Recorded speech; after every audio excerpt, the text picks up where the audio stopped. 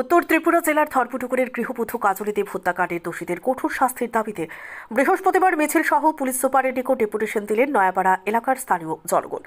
এদিন ধর্মনগর নয়াপাড়া স্থিত কদমটোলা আউটস্টেটে সকলে জমায়েত হয়ে শহরে সুবিশাল মিছিল করে এসপির হাতে ডেপুটেশন তুলে দিয়েছেন স্থানীয়রা। জানা যায়, গত 25শে জুলাই বৃহস্পতিবার মাঝরাতে নয়াপাড়া প্রগতি রোড এলাকার বাসিন্দা পেশায় স্কুল শিক্ষক বিশ্ব দাসের নিজের বাড়িতে তার স্ত্রী কাজলী দেবের রহস্যজনক মৃত্যু ঘটে। কাজলী দেবের মৃত্যুকে স্বামীর বাড়ির লোকজন আত্মহত্যা বলে চালিয়ে দিলেও মৃতার বাবার বাড়ির লোকজন পরিকল্পিত হত্যার অভিযোগ তুলে ধর্মনগর থানায় মামলা করেন। মৃতার বাবার বাড়ির তরফে জানা গেছে, স্বামী পরকীয়ায় লিপ্ত থাকায় বহুদিন থেকেই স্বামীর বাড়ির লোকজনদের সাথে সমস্যা চলছিল কাজলী দেবের। 25শে জুলাই রাতে সমস্যা চরম আকার নিলে পরিকল্পিতভাবেই তার স্বামী বিশ্ব দাস সহ শ্বশুর বাড়ির লোকজন তাকে হত্যা করে। এর প্রতিবাদে বৃহস্পতিবার সকালে নয়াপাড়া এলাকার সকল স্তরের মানুষ কাজলী হত্যাকাণ্ডের দোষীদের কঠোর শাস্তির দাবিতে ধর্মনগর শহরে সুবিশাল মিছিল করে পুলিশ সুপার ভানুপদ চক্রবর্তীর নিকট স্মারকলিপি তুলে দেন। পুলিশ সুপার এলাকাবাসীদের আবেদনে সাড়া দিয়ে ঘটনার সঠিক তদন্ত করা হবে বলে আশ্বাস প্রদান করেছেন। ইতিমধ্যে নির্দিষ্ট মামলার ভিত্তিতে ধর্মনগর মহিলা থানার পুলিশ মৃতার স্বামী বিশ্ব দাস এবং দেব অশোক দাসকে গ্রেফতার করে জেলে পাঠায়। অন্যান্য অভিযুক্তদের খোঁজে তল্লাশি চলছে। আমাদের যারা হাঁটতে পারেন না এমন বয়স্ক ব্যক্তিরা পর্যন্ত স্বতঃস্ফূর্তভাবে ঘর থেকে বেরিয়ে এসেছেন এই বৃষ্টিতে ভিজে, শুধু একটা আশা নিয়ে। আমাদের এসপি মহাশয়ের কাছে আমরা একটা ডেপুটেশন দিয়েছি যে আপনারা নিশ্চয়ই জানেন যে গত 5 দিন পূর্বে আমাদের নোয়াপাড়া প্রগতি রোড এলাকায় জীবনধারার অপোজিটে বিশ্ব দাস, সে নভেম্বর মাসে বিয়ে করেছিল সেই নোয়াপাড়া অটোস্ট্যান্ড এলাকার কাজলী দেবরায়কে।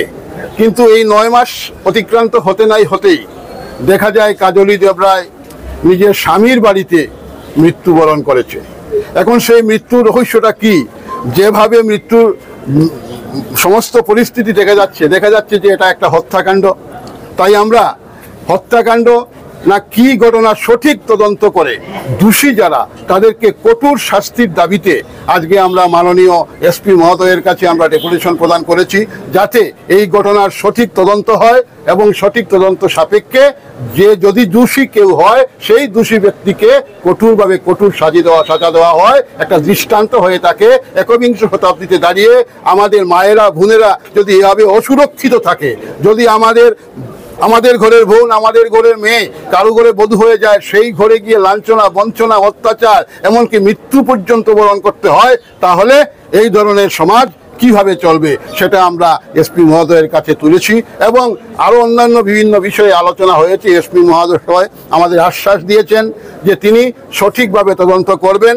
উনার আশ্বাসে আমরা বিশ্বাসী, কারণ আমরা বিগত দিনেও দেখেছি যে উনি যে আশ্বাস দেন সেটা উনি পালন করেন। তাই আজকে আমরা নোয়াপাড়া এলাকার সর্বসাধারণ মানুষের তরফ থেকে আপনাদের কাছেও আমরা বিনম্র আবেদন রাখছি, আপনারাও যাতে এই ঘটনাটাকে সঠিক তদন্ত যাতে হয় সেই উদ্দেশ্যে আপনারাও সঠিক পদক্ষেপ নেবেন, এইটুকু আপনাদের কাছে আবেদন রইল। নমস্কার সবাইকে। ধর্মনগর থেকে অক্ষয়দেব মজুমদারের রিপোর্ট, সত্যের খোঁজে 24 ঘন্টা।